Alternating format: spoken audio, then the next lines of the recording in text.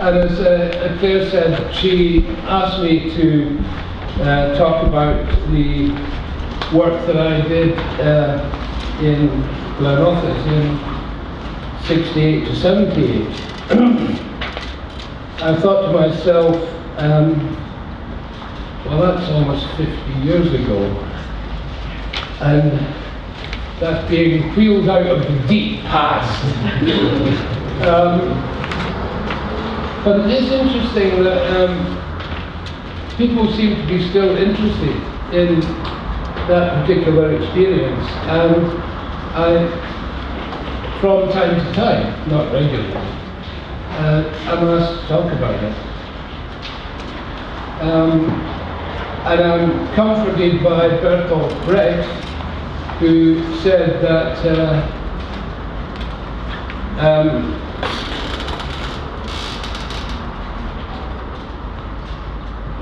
never go forward until you've first gone back to check the direction.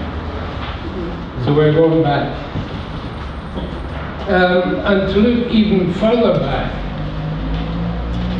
in 1945, when Lord Reith, who we're probably fed up hearing was the founder of the BBC, in launching the plans for the new towns in the UK, and with all the idealism that existed at that time, he said that they would be, and I quote here, an essay in civilization and a means for a happy and gracious way of life. Well, dreams fade, of course. But that nevertheless was the goal. And in '68, when Glenrothes advertised for an artist to, and I quote again, to contribute to the external built environment of the town,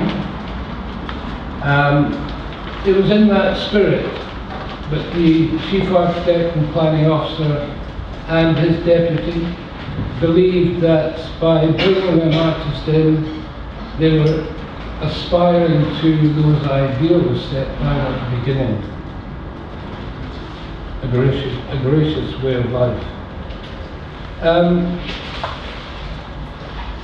However, in the year before that, 1967, as it says in the notes, I had to come back from 4 years working in Nigeria, and had set up a studio of my own in Edinburgh, but I had 3 children with my wife, and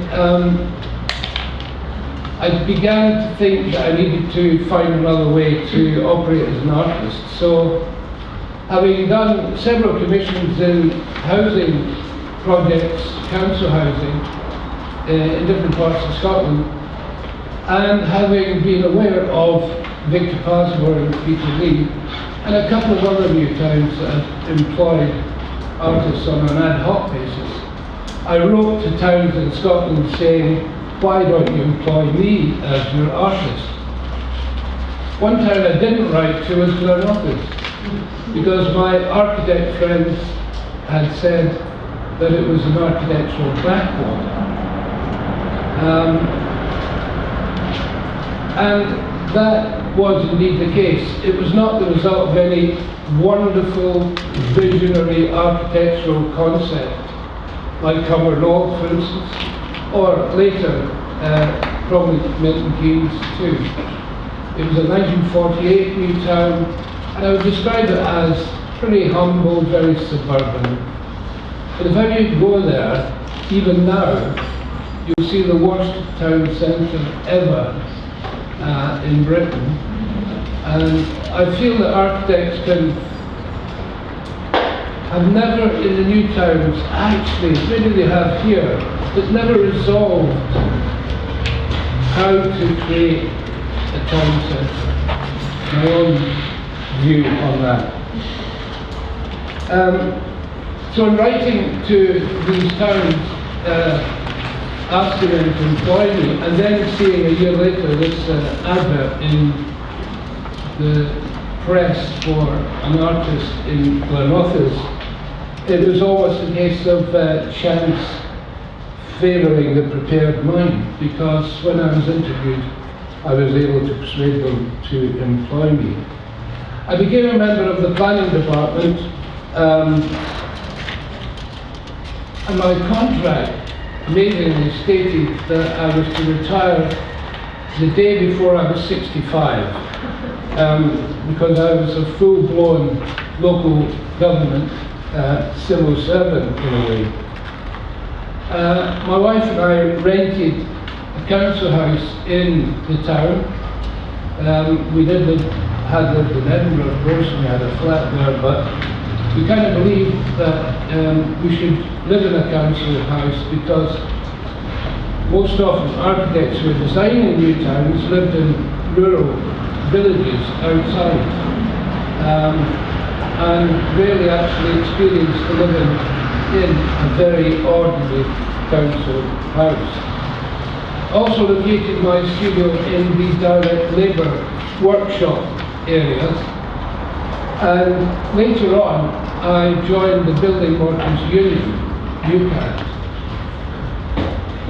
because I had the feeling that we were working together on building sites, and if the minute you lift a tool on a building site, then you're doing the same kind of job as the bricklayer. So it was kind of the notion that I had, in retrospect anyway, of the artist as artisan.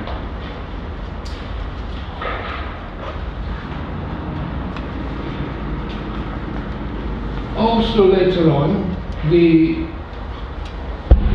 chief architect and planning officer wrote instruction to the planning department that every project that came out of the planning department,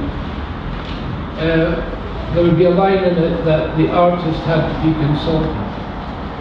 Now, I don't have any wonderful stories about having influenced the planning especially, but the notion that an artist could sit in the meetings before neighbourhoods were developed was something quite special.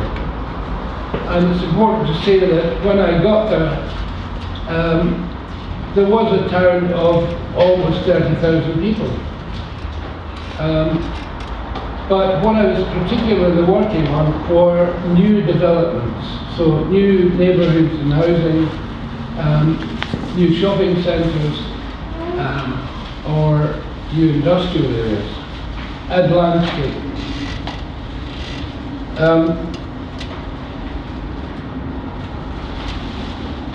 The planning process, of course, it takes several years to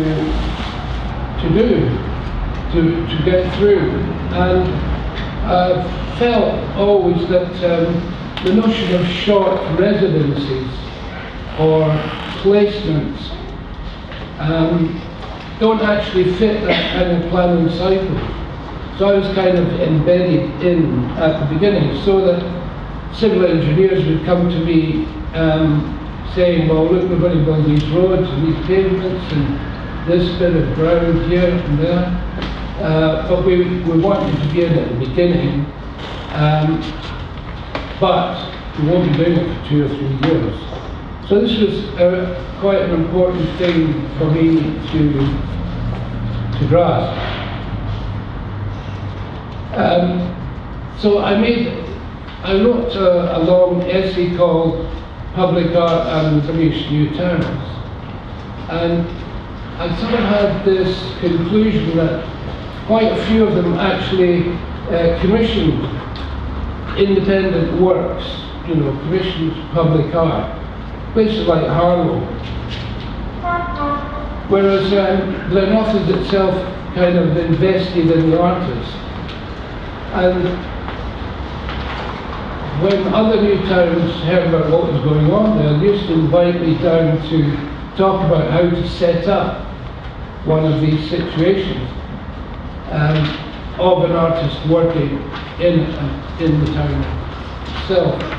And these artists ended up in the leisure and social section of the Newtown Corporation, and not, as I had sort of advised, that they had to be in the planning department to effect any kind of real change.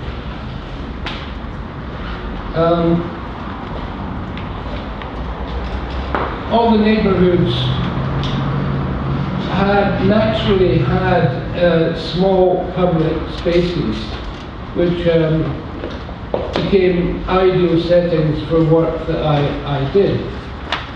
But right from the very start, I felt that I shouldn't be the only person who had the privilege of making marks on this town. And within a year, I was working with primary school children, getting them to design their own individual ceramic tiles and placing them on walls either adjacent to their play areas. And each tile was signed on the front. They cemented themselves, the tiles on the wall themselves. And I went round quite a few of these primary schools actually doing this. And from then on, we looked for opportunities for local people to make their marks on the town as well. And it was about the same time that I persuaded the Development Corporation to take on, as an assistant to me, a postgraduate student for a year.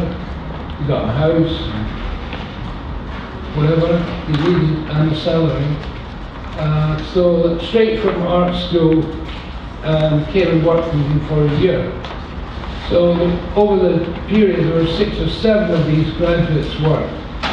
And all of them contributed to work themselves to the town as well. Some were more engaged socially than the others.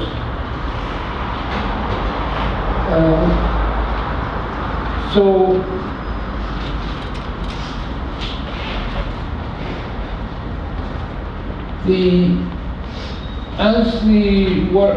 as the years went by, my own particular practice moved away a lot from object making in spaces into more conceptual.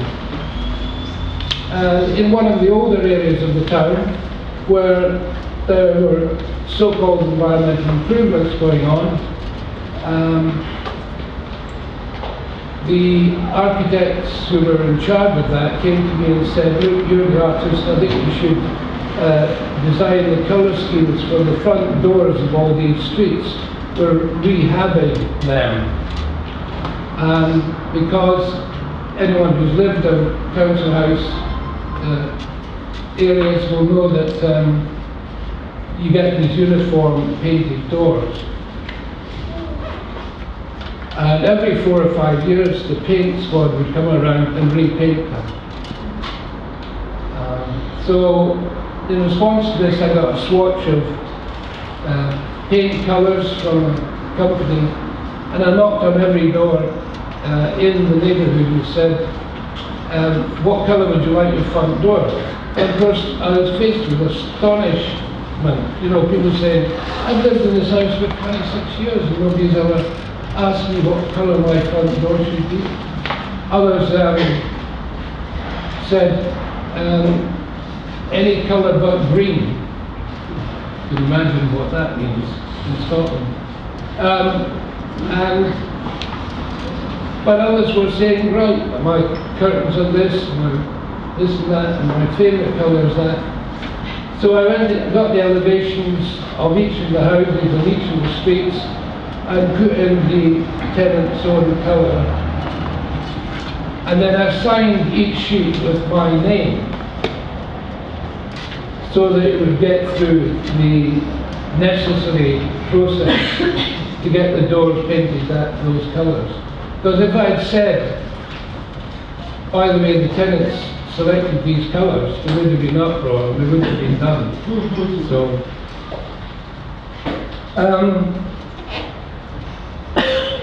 well, moving on just to talk about public art in general, Yep.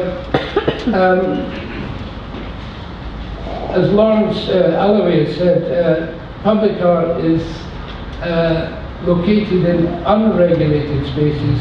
But the question today, of course, is do such places exist? And that is a key problem.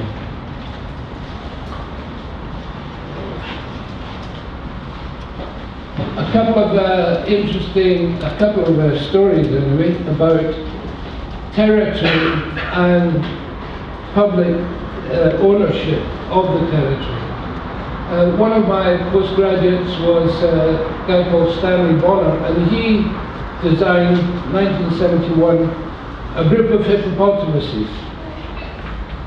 And it was only one mold, but we made 5 out of it. And one day a clerk of works came back to the workshops where I was, and he said, "You'll never believe what I've just seen." He said there was a lady out there actually polishing these, because she lived adjacent to it, and she was actually keeping the area clean and polishing them.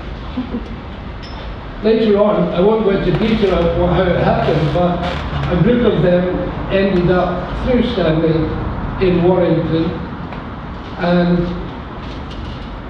giving a talk once in Warrington, and the housing officer came to me and he said, I want to tell you a story. He said, when our people were going in and asking new residents in Warrington what they thought of the house, what they thought of this, one of them had said, what do you think of these hippopotamuses outside your house? They're coming down the slope towards it. And the lady said, they're all right, but they're not as good as the ones in Glenrothes. She had moved from Glenrothes to Warrington. So the power of that aim, ownership, identity, being that public art can actually create this notion of being. So I've got a time schedule here. So I just want to finish with a quick paragraph.